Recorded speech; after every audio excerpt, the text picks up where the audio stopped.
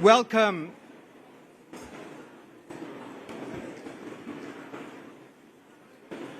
Welcome to the 19th IISS Shangri-La Dialogue. It is a delight for me personally and for our hosts, the Government of Singapore, to be convening this Asia Security Summit after a 2-year hiatus. Prime Minister Lee, the IISS is proud that we have again been able to bring together the national security establishments of so many different states here this weekend, and we thank you for your support and the hospitality that this country so warmly provides. The IISS has had 2 strong years since we last met here, growing by more than 25%, generating more data and analysis for governments and the private sector on geopolitical and geoeconomic trends. We are pleased to have established a major new IISS Europe office in Berlin, Germany, with staff drawn from a dozen different nationalities. I expect the IISS Asia, based here in Singapore, and IISS Europe in Berlin will have a good deal of intellectual exchange and practical cooperation. In both 2020 and 2021, we managed to hold in-person IISS Manama Dialogues in the Kingdom of Bahrain, where our Middle East office is headquartered, and we look forward to the 18th Manama Dialogue on 18 to 20 November this year. The strategic dynamic in the Indo-Pacific region has developed in ways that have naturally shaped our agenda for this weekend. The strategies of the US and China in this region remain central, as do the perspectives of Southeast Asian states on current geopolitical trends. The growth in number and importance of minilateral security arrangements in groups of 3, 4, or 5, plus or minus 1 or 2, is dazzling even the most astute observers of diplomatic practice. Military modernization continues apace. Exercises at sea and in the air often bring operators dangerously close to each other, as each stick to their national scripts on where freedom to operate begins or ends. The internal conflict in Myanmar has stressed the institution of ASEAN. Korean ICBM tests multiply. Technological competition accelerates. The challenges of climate change and the requirement for developing green defense doctrines are pressing and urgent. All these issues are treated in depth in the IISS Asia-Pacific Regional Security Assessment 2022, released this week. It is impossible, however, to pass by the fact that we convene as a major war is occurring and a geopolitical earthquake exploding in Europe that affects the globe. Russia's unprovoked and illegal war against Ukraine started as a war for regime change and occupation and has morphed into one of annihilation and destruction. The military tactics displayed by the Russians have little connection to sane political objectives. The Western response has moved from noting that Ukraine was not in NATO but would be supported, to the determination to provide defensive weapons but avoid escalation, to the view that Russia's strategic failure must be assured, to the position that Ukraine can and must win, to the assertion that Russia's conventional power must be so reduced that it can never threaten a neighbor again. Personally, I don't feel it necessary to underscore that NATO countries have no NATO Article 5 obligation to come to the defense of Ukraine. I prefer to emphasize that Ukraine has a UN Article 51 right of self-defense, and any other UN member state has the right under the same Article 51, on the request of the defending state, to give it all the military support it may seek for its self-defense and in the service of collective security. The only similar case arose in August 1990, when Saddam Hussein invaded Kuwait with the clear intent fully to occupy it and with the possible subsequent ability to pose a direct threat to the Kingdom of Saudi Arabia. Then, the Middle East security order was hugely at stake. Today, it is the European security order and the largest country in Europe that has been attacked. It was already attacked in 2014, This time, Mr. Putin has said that Ukraine is not a nation and has developed maximalist aims for his campaign. To use a phrase commonly heard in Asia, the European security order is a core interest of the West. It is essential for the West to prevail in this contest, for Russia strategically to fail, and for Ukraine to be able to dictate peace terms that can have the support of its people. To get there, it is essential to repeat that defense is not escalation. The paradox is that even though NATO has no formal obligation to Ukraine, the reputation of NATO is at least partly at stake in this war. That reputation has been strengthened by a broad show of unity and by the applications of Sweden and Finland to join. Germany has pledged an additional 100 billion euros to defense and has said it would move at pace to spend 2% of GDP on defense. It will still take some time for Germany to adapt its strategic culture to this cash infusion. As NATO moves towards its summit in Madrid later this month, the Russian war will require thinking afresh the principles of preemptive action, flexible response, escalation dominance, and intra-war deterrence that must underpin a revised NATO strategic concept. Given the nature of contemporary warfare, the relationship between Articles 4 and 5 of the NATO Treaty might also require reassessment. For many countries in Asia and the Middle East, this war has raised questions about their alignments and hedging strategies. It is natural that countries engage in strategic hedging. There are few truly cast-iron guarantees in security. Some independence and autonomy of action is preferred by most states. Strategic self-determination may mean that interests do not always align with the same security partner.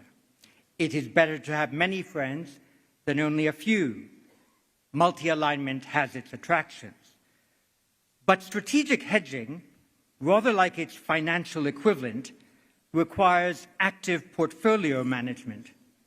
Russia's strategic currency is now in free fall. It is perhaps not prudent to be too long Russia, again to use the financial markets term. Indeed, being overweight Russia right now, including for those countries that have traditionally had Russia as a major arms supplier, may prove costly in the medium and perhaps rather soon. Rebalancing might become necessary. What this war has additionally shown is that the Euro-Atlantic and wider Indo-Pacific strategic theaters are codependent. The largest importer of Ukrainian wheat is Egypt, the second largest Indonesia. The impact of this war in Europe is felt internationally. For North Americans and Europeans, who this weekend will be pledging their commitments to the Indo-Pacific region, success in Europe is vital to success in Asia. It is not simply a question of time commitment, but one of credibility. Put bluntly, how can one speak about helping to support a free and open Indo-Pacific when so far it has not proven possible to ensure a free and open Black Sea? Negotiations are unlikely to be enough. It will require some risk-taking to get the traffic moving again from the Black Sea to the rest of the world. We are proud that, considering the global impact of Russia's invasion of Ukraine, President Zelensky has agreed to speak to us from Kiev tomorrow at exactly 4 p.m. Singapore time, and I know that most of you assembled here will wish to be in this hall at that time. Against that background, it is a great honor to introduce the keynote speaker for the 19th Shangri-La Dialogue. We have someone who can speak with unique authority on the links between European and Asian security. Prime Minister Kishida of Japan became head of government having had a long period of success as Japan's foreign minister. He represents in the Diet a Hiroshima constituency whose history naturally shapes his appreciation of the horrors of nuclear war. Hiroshima will play host to the 2023 G7 summit that Japan will chair. As Prime Minister, he has developed his ideas on new capitalism and has been especially active on questions of international relations and strategy.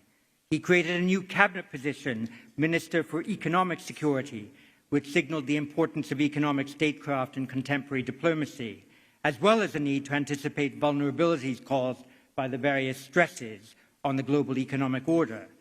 The Kishida administration will also be crafting a new national security strategy this year, the first update since 2013. Some in his party have suggested that Japan move toward the NATO standard of 2% of GDP expenditure on defense, a level that would put Japan as the third biggest defense spender in the world, behind only the US and China. Prime Minister Kishida, everyone in the audience and across the world will be fascinated to hear your thoughts on global security and Japan's contribution to it. It is an honor and a privilege to have you at the Shangri-La Dialogue. Prime Minister, the floor and this podium is yours.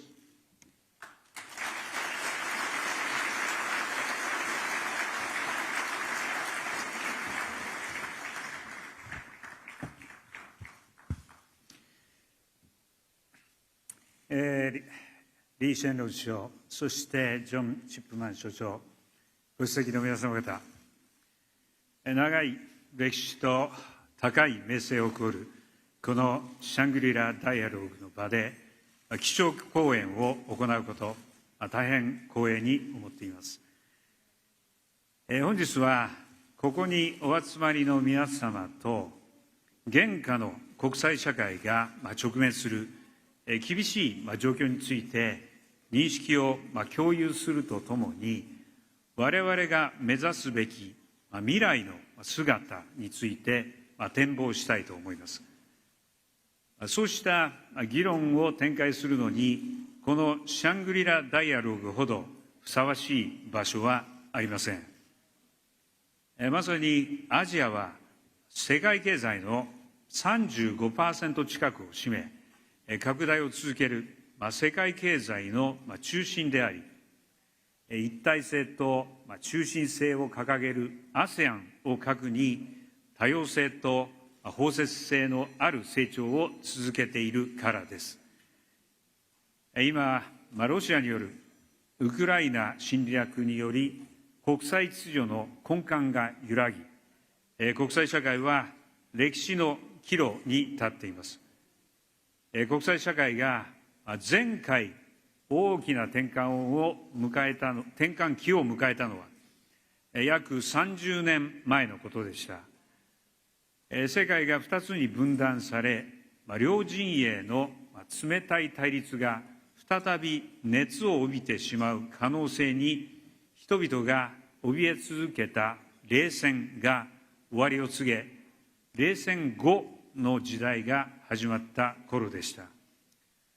私のふるさと広島の先輩であり、私の属する政策集団宏池会の先輩リーダーである宮沢喜一元総理は、冷戦後の時代について日本の国会での演説で、新しい世界平和の秩序を構築する時代の始まりと認識したい、このように述べました。宮沢元総理は、我が国が安全保障分野で国際的に一層の役割を果たすことが求められている現実を直視し、大変な議論の末に PKO 協力法を成立させ、同法に基づき自衛隊をカンボジアに派遣しました。宮沢元総理の時代から約30年、今我々はどのような時代に生きているのでしょうか。パンデミックが起きて以降、世界は不確実性を一層増していきました。経済的な混乱が続く中、私たちは信頼できる安全なサプライチェーンの重要性を認識するようになりました。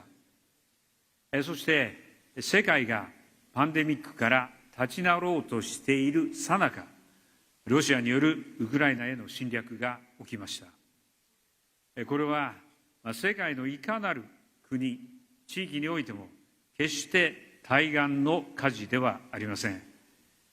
本日ここにお集まりのすべての方々、国々が我がこととして受け止めるべき国際秩序の根幹を揺るがす事態です。南シナ海においてルールは果たして守られているでしょうか。長年にわたる対話と努力の末に皆が合意した国連海洋法条約をはじめとする国際法、そしてこの条約の下の仲裁裁判の判断が守られていません。そして我が国が位置する東シナ海でも国際法に従わず力を背景とした一方的な現状変更の試みが続いており、我が国は断固とした態度で立ち向かっています。この2つの海の間に位置する台湾海峡の平和と安定も極めて重要です。残念ながら人々の多様性や自由意志、人権を尊重しない動きもその多くがこれらの地域で起こっています。さらに北朝鮮は今年に入ってから新型 ICBM を含めかつてない頻度でかつ新たな対応での発射を繰り返すなど安保理決議に違反して核・ミサイル活動を強化しており、これは国際社会に対する明白かつ深刻な挑戦です。先日の安保理決議が拒否権により採択されなかったのは極めて残念です。私の政権が最重要課題としている北朝鮮による拉致問題も重大な人権侵害です。こうしたさまざまな問題の根本には、国際関係における普遍的なルールへの信頼が揺らいでいる状況があるのです。これが本質的かつ最も重大な問題です。我々が努力と対話と合意によって築き上げてきたルールに基づく国際秩序が守られ、平和と繁栄の歩みを継続できるか、あるいはルールは無視され、破られ、力による一方的な現状変更が堂々とまかり通る、強い国が弱い国を軍事的、経済的に威圧する、そんな弱肉強食の世界に戻ってしまうのか、それが我々が選択を迫られている現実です。世界第3位の経済大国であり、そしてこの地域で戦後一貫して平和と繁栄を追求し、経済面を中心に貢献してきた日本。Contributions mainly in the economic field. Accordingly, the responsibility Japan must fulfill is heavy. With that understanding, what role should Japan play in realizing peace and prosperity as we face this crossroads in history? While focusing on universal values that everyone should respect and defend, we must firmly hold aloft the banner of our ideals for the future, such as a world without nuclear weapons, while also responding astutely and decisively as the situation demands. I am committed to realism diplomacy for a new era that adheres to this kind of thorough pragmatism. In the midst of all this, Japan will not lose its humility, flexibility in valuing diversity, or tolerance that respects the individuality of others. However, we will be more proactive than ever in tackling the challenges and crises that face Japan, Asia, and the world. Taking that perspective, in order to maintain and strengthen the peaceful order in this region, I will advance the Kishida vision for peace and boost Japan's diplomatic and security role in the region by promoting the following 5 pillars of initiatives. The first is maintaining and strengthening the rules-based, free and open international order. In particular, we will press forward in bringing new developments towards the free and open Indo-Pacific. The second is enhancing security. We will advance the fundamental reinforcement of Japan's defense capabilities in tandem with reinforcing the Japan-US alliance and strengthening our security cooperation with other like-minded countries. The third is promoting realistic efforts to bring about a world without nuclear weapons. The fourth is strengthening the functions of the United Nations, including UN Security Council reform. The fifth is strengthening international cooperation in new policy areas such as economic security.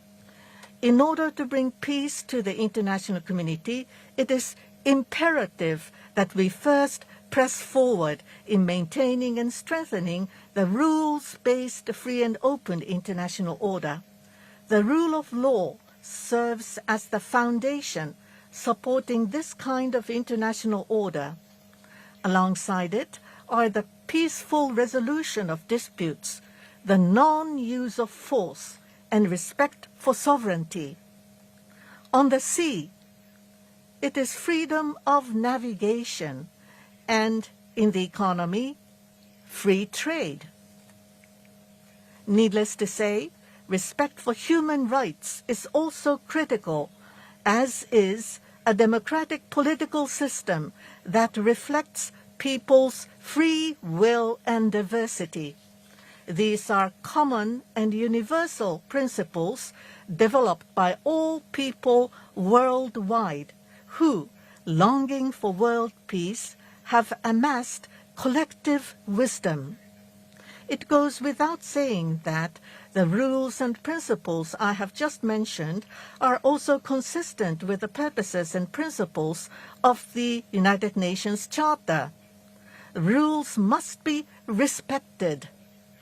Even if they become inconvenient, one cannot be allowed to act as if they did not exist, nor can one be allowed to unilaterally change them.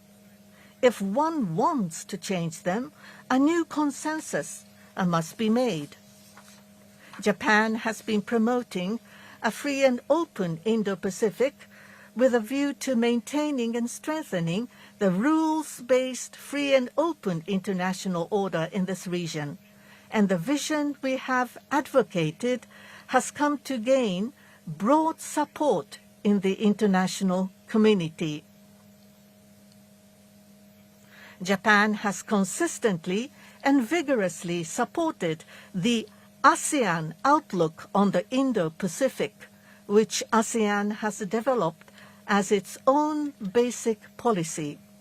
Looking around the world, a variety of actors, including the United States, Australia, India, the United Kingdom, France, Germany, Italy, the Netherlands, and the European Union, have all laid out visions for the Indo-Pacific, sharing a common grand vision. Like-minded partners are each taking action on their own initiative, not at the behest of others. This is the very concept of a free and open Indo-Pacific, which is based on inclusiveness. The so-called FOIP concept. In particular, here in the Indo-Pacific region, collaboration with ASEAN is absolutely essential. After assuming the post of Prime Minister, I first visited Cambodia, which holds this year's ASEAN chairmanship. Later, I visited Indonesia, Vietnam, and Thailand. And today, I am here in Singapore.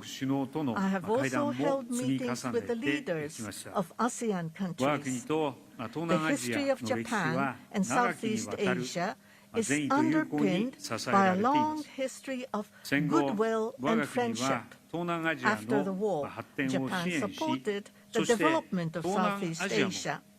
我が国が未曾有の震災に見舞われたときに、その復興に手を差し伸べてくれました。今後も ASEAN 各国首脳との間で手を携えて、この地域の平和と繁栄を確保していくための方策について議論を深めていきたいと思っています。また、ASEAN 諸国と並んで太平洋の島国の皆さんも Pacific 保育 Island の countries 実 are 現のため also の大 important 切なパー partners トナーです。 for the realization of 彼ら FOIP の or 存 Free and 立に Open 関わる Indo-Pacific. We will 気候変 contribute 動 to 問題へ strengthening の the 対 foundation 応を for はじ their めとして sustainable and 持続可 resilient 能で economic 強靭な development, 経済発展の including 基盤強化に addressing 貢 the 献をいたします existential challenge of climate 日米 change. 豪が連携した We have 海底 provided ケーブル timely 施設など assistance in 近 response 年 to の recent 安全保 changes 障 in the 環境の変 security 化に応じた environment,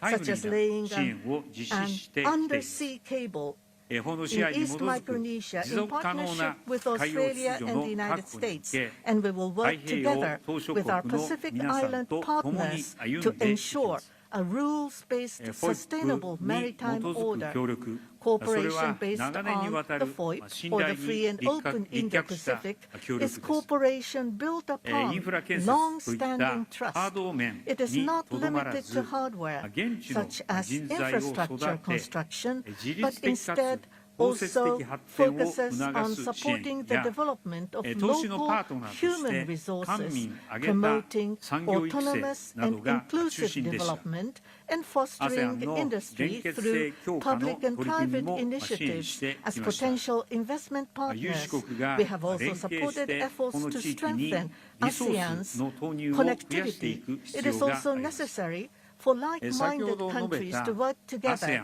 to 太 increase 平 the 洋島しょ国 investment of といった resources in this 仲間に region. 加えて In addition to the FOIP の ASEAN 推 and 進に Pacific 重要 Island な countries 役 that I 割を果た mentioned す earlier, 日米豪 Japan, 印 Australia, さらには India, クアッド and the United States, 先般 also の known as クア the ッド Quad, 東 is 京 playing サ an ミット important では role in promoting a イン free ド and 太 open 平洋地域の Indo-Pacific.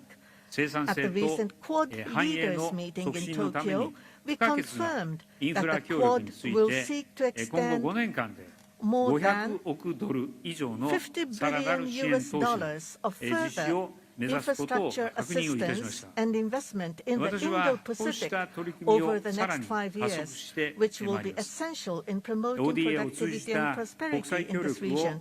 I 適 will 正 further そして効 accelerate 率 these 的に efforts. か We つ intend to 戦略 enhance 的に existing 活用し free and つつ open Indo-Pacific ODA を拡充 cooperation するな by ど beefing 外 up our 交的取り組 diplomatic みを強化 efforts, し including 従 by 来の expanding our 保育協 ODA 力 or を official 拡充 development いたします assistance, while 巡視 engaging 艇 in an 供 optimized, 与や efficient, and 海上 strategic 法 use 執行 of 能力 international 強化 cooperation through サイ ODA. バーセキ I ュリ will セキュ lay リティ out a free デ and ジタル open グリーン Indo-Pacific 経 plan 済 for 安 peace 全保 by 障 next といっ spring, た which will 分野にも strengthen Japan's 重点を efforts 置き to つつ further promote the vision of a と free いう and ビジョン open をさらに Indo-Pacific, with 推 an 進していくた emphasis め on の我が providing 国の取り patrol 組みを強 vessels 化す and る enhancing 平和 maritime の law ための enforcement 自由で開 capabilities, かれた as イ well ンド as 太 cyber 平洋 security, プランを digital 来 and 年 green 春までに initiatives, お示しするこ and とを表明 economic いたします。 security. 中でも In recent 近年 years, 日本は衛 Japan 星 has 人工知 particularly 能 been 無 strengthening 人航 its 空機 maritime 等の security 先端 efforts 技術も while 活用し utilizing ながら advanced 海洋 technologies such 安 as 保の取り組みを強 satellites, 化しており artificial 各国 intelligence, との知 and 見経 unmanned 験を共有 aerial していきま vehicles. す And we will continue to share its この knowledge and 観点から experience with 今 other 後 countries. 3年間 From で this perspective, 20カ国以上に対 over the し next 3海上 years, 法執行 we 能 will 力 make 強化 use of に貢献 technical する技術協 cooperation, 力及 training, び and 研 other 修等を means 通じ conducive to 800人以上 strengthening の the 海上 maritime 安保 law 分野の enforcement 人材育 capabilities 成 of at least 人材ネッ 20トワークの countries 強化 to の取り promote 組みを efforts 推 to 進してい train き at ます。 least さらに 800 maritime インド security 太平洋諸国 personnel に対 and し strengthen 今 their 後 human 3年間で resources 少なくと networks. も In 約 addition, 20億 we ド will ルの provide at least 巡視船を approximately 含む $2 billion in assistance, such as the provision of maritime security equipment, including patrol vessels, and development of maritime transportation infrastructure in the Pacific countries over the next 3 years. We will strengthen our support in the Pacific countries, utilizing cooperation of Quad and frameworks of international organizations. In addition, in order to maintain and strengthen the international order based on rules and universal values such as the rule of law, we will strengthen connections and networks among countries and peoples. To this end, we will train more than 1,500 personnel in the fields of the rule of law and governance over the next 3 years. Second, I would like to talk about the role Japan should play in the realm of security. In light of Russia's aggression against Ukraine, countries' perceptions on security have drastically changed around the world. Germany has announced that it will shift its security policy and raise its defense budget to 2% of its GDP. Finland and Sweden, Russia's neighbors, have changed their historical policy of neutrality and announced they have applied for NATO membership. I myself have a strong sense of urgency that Ukraine today may be East Asia tomorrow. Japan has also made the decision to shift our policy towards Russia and is united with the international community in our efforts to impose strong sanctions against Russia and support Ukraine. As the Prime Minister of the peace-loving nation Japan, I have a responsibility to protect the lives and assets of the Japanese people and to contribute to a peaceful order in the region. I will seek to build a stable international order through dialogue, not confrontation. At the same time, however, we must be prepared for the emergence of an entity that tramples on the peace and security of other countries by force or threat without honoring the rules. As a means of preventing such situation and protecting ourselves, we need to enhance our deterrence and response capabilities. This will be absolutely essential if Japan is to learn to survive in the new era and keep speaking out as a standard bearer of peace. As the security environment surrounding Japan becomes increasingly severe, we will set out a new national security strategy by the end of this year. I am determined to fundamentally reinforce Japan's defense capabilities within the next 5 years and secure substantial increase of Japan's defense budget needed to effect such reinforcement. In doing so, we will not rule out any options, including the so-called counter-strike capabilities, and will realistically consider what is necessary to protect the lives and livelihoods of our people. To all of you, I stress that Japan's posture as a peace-loving nation will remain unchanged. Друзья, коллеги, дамы и господа, мы с большим удовольствием принимаем господина Бердымухамедова, который находится в России со своим первым официальным зарубежным визитом в качестве президента Туркменистана. И прежде всего хотел бы вручить вам, уважаемый Сардар Гурбангулиевич, российскую государственную награду, орден Дружбы. Как сейчас во главе государства, так и до избрания на пост президента вы последовательно выступали и выступаете за развитие дружественных, по-настоящему тесных партнерских отношений с Россией. На различных государственных должностях лично участвовали в подготовке и реализации ряда совместных инициатив и важных соглашений.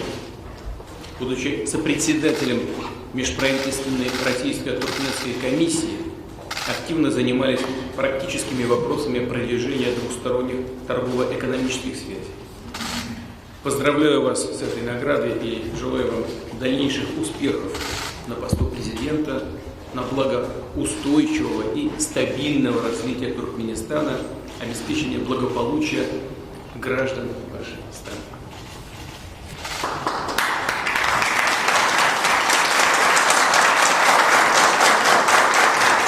Указом президента Российской Федерации за большой вклад в укрепление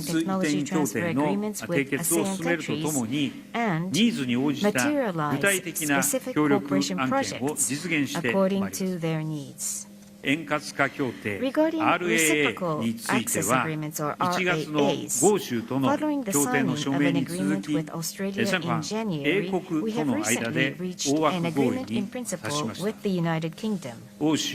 Japan will work closely with like-minded partners in Europe and Asia towards the conclusion of these agreements. In addition, in order to contribute to the realization of a free and open maritime order, Japan will dispatch a maritime self-defense force unit led by the destroyer Izumo to the Indo-Pacific region from June the 13th and conduct joint exercises with countries in the region, including Southeast Asia and the Pacific. Third, we will do our utmost towards achieving a world without nuclear weapons. Amid the crisis in Ukraine, the use of nuclear weapons by Russia is being discussed as a real possibility. We must not repeat the scourge of nuclear weapons. The threat of nuclear weapons, let alone the use of them, should never be tolerated. As the Prime Minister of the only country that has suffered the devastation of atomic bombings, I strongly appeal for this. The ramifications of Russia's threat to use nuclear weapons are not limited to the threat itself. The threat may have already caused serious damage to the nuclear non-proliferation regime. It may have already made it even more difficult for countries seeking to develop nuclear weapons to abandon their plans. Moves to develop and possess nuclear weapons might even spread further to other countries. These are among the various concerns that have been voiced. Even before the Ukraine crisis, North Korea frequently and repeatedly launched ballistic missiles, including ICBM-class missiles, and we have grave concerns that yet another nuclear test is imminent. The non-transparent buildup of military capacity, including nuclear arsenals that can be seen in the vicinity of Japan, has become a serious regional security concern. The return to compliance with the Iran nuclear agreement has not yet been realized. I must admit that the path to a world without nuclear weapons has become even more challenging. It is, however, precisely because of this extremely difficult situation that I, Prime Minister with roots in Hiroshima, where an atomic bomb was dropped, have decided to speak out, work tirelessly to reverse the current situation, and contribute to any scale of improvement towards achieving a world without nuclear weapons. There is no contradiction between ensuring Japan's national security while squarely facing the reality of the harsh security environment surrounding Japan, and, at the same time, advancing towards the ideal of a world without nuclear weapons. Based on the relationship of trust we enjoy with the United States, our sole ally, Japan will present a roadmap that will take us from the reality to our ideal and press forward with realistic nuclear disarmament efforts. Greater transparency of nuclear forces is what underpins such efforts. It serves as the first step in supporting the irreversibility and verifiability of nuclear disarmament and in building trust among nuclear weapon states, as well as between nuclear weapon states and non-nuclear weapon states.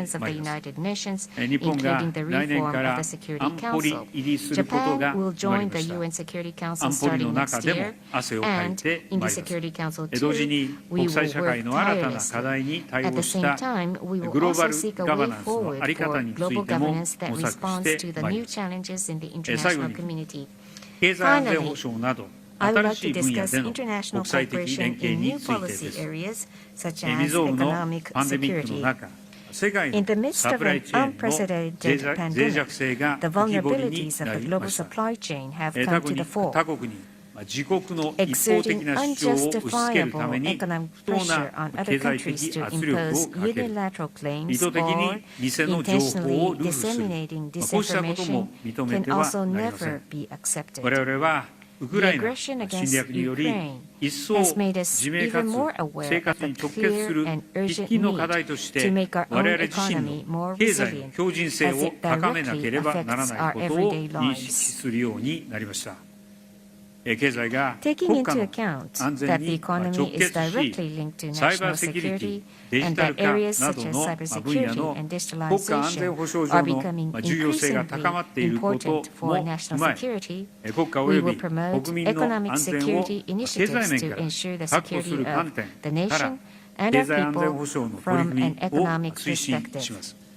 In Japan, to address this challenge, the Economic Security Promotion Legislation was enacted under my leadership. However, Japan cannot go at this alone. International cooperation is essential, including within frameworks of like-minded countries such as the G7.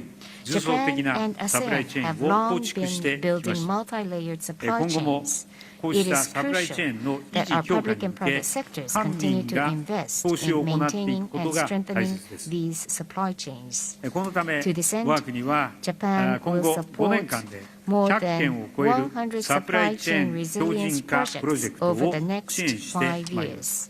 In addition, once a country's status in the international community, including its economic development, has been elevated, that country should not only enjoy the benefits, but more importantly, it should also fulfill the responsibilities and obligations commensurate with that status. Economic cooperation and financing must be characterized by transparency, and they should lead to the long-term welfare of the people of the recipient country. We will continue to promote economic cooperation based on the idea of human security, respecting the ownership of each country and the interests of its nationals. To achieve prosperity in these difficult times, ASEAN and the Indo-Pacific region must remain the growth engine of the world. Japan will contribute to building resilient nations that can overcome any great or difficult challenges they may face.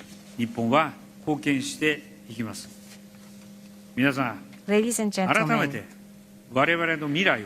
I ask you to contemplate our future. The vision I have shared with you today, the vision of a rules-based, free and open international order, is one in which we all work together. We will elevate a free and open Indo-Pacific to the next stage. I firmly believe that if we do so, a future of peace and prosperity will surely await us, a bright and glorious world full of hope where there is trust and empathy.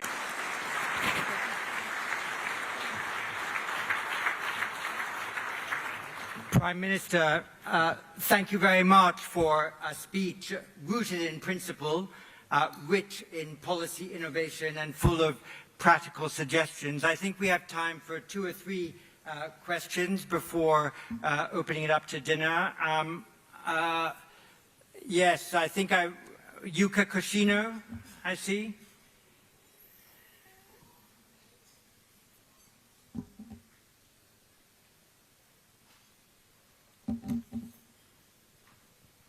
If the microphone were to move at pace. There we go. All right.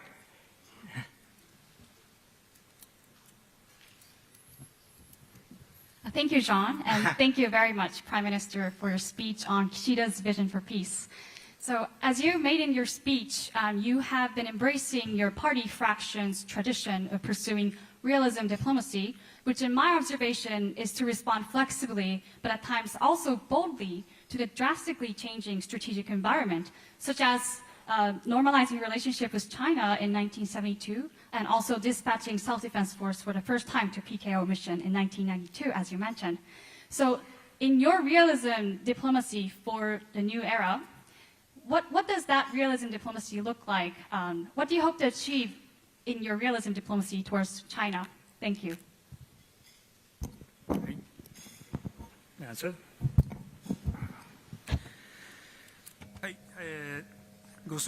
Thank you very much for the question. Now, Japan and China, the relationship between the two, the relationship between our two countries is important not only for Japan and China, but also for the region and the international community. It is important for the peace and prosperity of the international society as well. Now, between Japan and China, we assert and contend what needs to be contended, and we also strongly ask China to act responsibly and also to build a constructive and stable relationship, and we will cooperate in a shared issue and agenda. Both of us need to make efforts to build such a relationship. And we also have had a telephone summit meeting between the two countries in October last year. And the President Xi Jinping has also agreed that we need to work mutually to create a constructive and stable relationship. But because Japan and China are neighbors, and because we are neighbors, there are many issues. So we will be able to execute accountability and also to create a relationship based upon trust and confidence. And because Japan and China are neighbors, we do have difficult issues between us. But for the peace and prosperity of the whole international community, I would like to create a constructive and stable relationship between the two countries. Thank you very much. And I think there was General Liu He from the PLA Academy of Military Sciences, though I think you've just stepped down from there, but still hold an affiliation with the PLA. General, the floor is yours.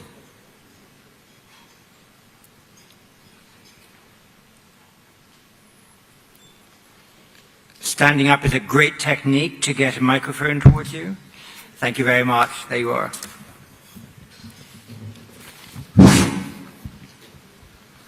我是中国人民解放军代表团的何雷中将。我首先感谢齐普曼博士给我这个提问的机会。I'm Lieutenant General He Lei from PLA delegation. First of all, thank you, Dr. Chipman, for giving me the floor. 刚才听了岸田首相的主旨演讲，现在我提2个问题。第一个问题中日两国是隔海相望的近邻，分别是世界第2大、第3大经济体。中日两国的关系不仅关系到两国的和平稳定，而且对亚太地区甚至世界的和平稳定将产生重要的影响。Just now I heard the speech by Prime Minister Fumio Kishida. Now I have 2 questions for you. The first is also about China-Japan relationship. China and Japan are close neighbors, separated by a narrow strip of water, and they are separately the 2nd and 3rd largest economies in the world. And I think China-Japan relationship is not only a matter to the peace and stability to the 2 countries, but also that of Asia-Pacific, even the world. 岸田首相上任不久，就迎来了中日建交50周年。我想请问在50周年即将到来的时候，岸田首相对于中日两国的外交关系有什么总体设想？也就是说要达到一个什么样的目标？怎样实现这个目标？ Not long after you assumed the current post, we are having the 50th anniversary of the normalization of China-Japan relationship. So my question is, what is your major vision for China and Japan relationship during your tenure? And what are your major goals? And what major measures would you take accordingly? General, thank you very much. I think we've got enough there for the Prime Minister to work on. Prime Minister? はい。ありがとうございます。 Thank you very much for the question. 日中関係、今おっしゃったように、 Japan-China 日本 relationship, と日 as 中 you 関係は have 日本 pointed と中 out, 国双方にとって重 Japan-China 要であるだ relationship けではなく is して、 not only important 世界の平和 for と繁栄に the two 大きな countries, 影響をもたら it す has a 大変 major 重要な二 impact 国間関係である to と思 the っていま peace and す。 prosperity だ of か the らこそ、 world. So it is an 隣 important 国であるがゆえに bilateral 難 relationship. しい問題は All 存 the 在 more いた so します because が、 we are neighbors, there are この complex 両国 issues 関係 between を us. That's true. 建設的で But 安定的な関係として we want to 構 make 築必 this 要 a がある。 constructive and こうし stable た思いを持 relationship. ち、 And 習近 with 平国 that 家主 in 席との mind, 電話会談の I've 中で talked over 一 the 致した phone こうい with ったことで President あり Xi ます。 Jinping, and we ぜ concurred ひ on that view. こうした大切な二国関係を This is an important この bilateral relationship. 安定させるためにも、 And in order to 意 stabilize 思疎 this 通、 extremely 対 important 話、 bilateral これは relationship, we 重要であ need ると to 思いま enhance す。 communication and あら dialogue. ゆるレベルを通じ At て、 all 対 levels, 話意思疎通を図ること We によっ need て to promote 少しで dialogue も and 信頼関係 communication を in 作って order いく、こ to うした step 努 by 力を step build 私 up はしてい a きたいと思います。 trust between us. ぜ That's ひ the kind 様 of 々 effort な I want to engage in. 関係者の皆さんにご協力をいた So だきたいと I 思っています。 invite the support of all relevant actors. Thank Prime you. Minister, thank you very much. You've given us a splendid presentation tonight. I think all of us look forward to hearing in the coming months and year more detail about your free and open Indo-Pacific plan for peace with its diverse elements of maritime, digital, green, and economic security. We all appreciated your call for adherence to the Non-Proliferation Treaty and your underlining the importance of economic security in this world that is struggling to hang on to the gains of globalization of the previous generations. We've enjoyed you hugely tonight. Thank you very much indeed. Thank you.